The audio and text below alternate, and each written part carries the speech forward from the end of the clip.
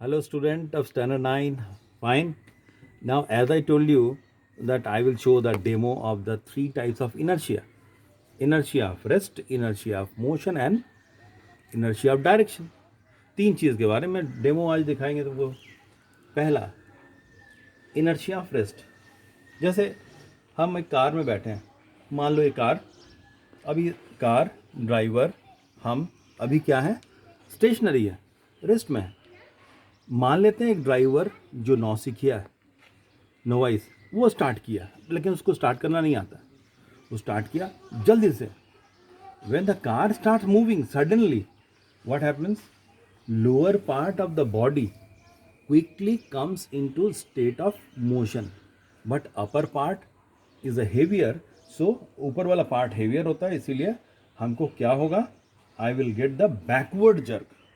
हमको क्या लगेगा, बैकवर्ड जर्क लगेगा। क्यों बैकवर्ड जर्क लगा? Because upper part of the body comes from the state of rest to state of motion. It will take time. That's why we are getting backward jerk. Okay. Inertia of rest, as I just now explained, a car is start suddenly. So we are getting the backward jerk because the lower part of the body quickly comes in the state of motion. Upper part, which is the heavier, takes some time to come in the state of motion due to the inertia of rest. Okay.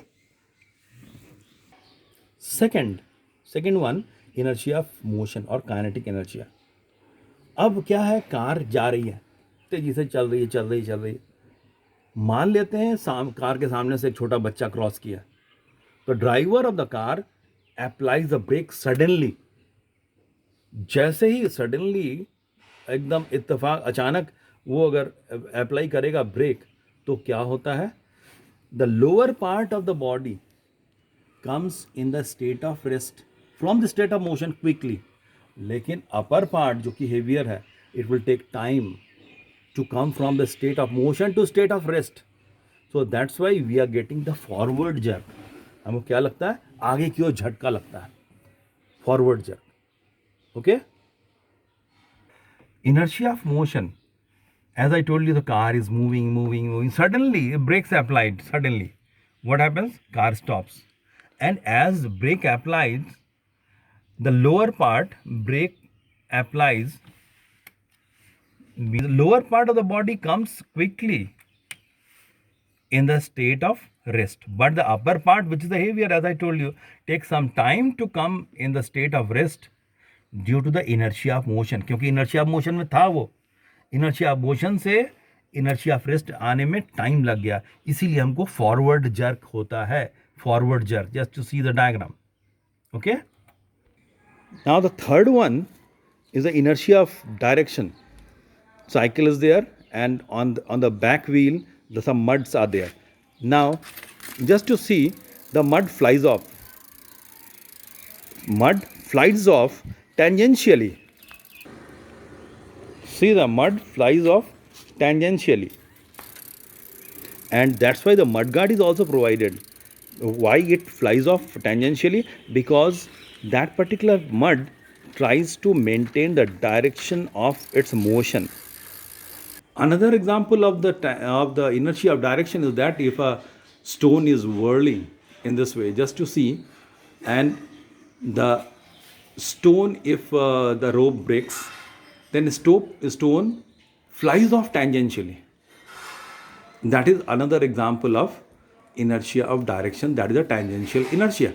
Okay, these are the demo of inertia of rest, inertia of motion, and inertia of direction.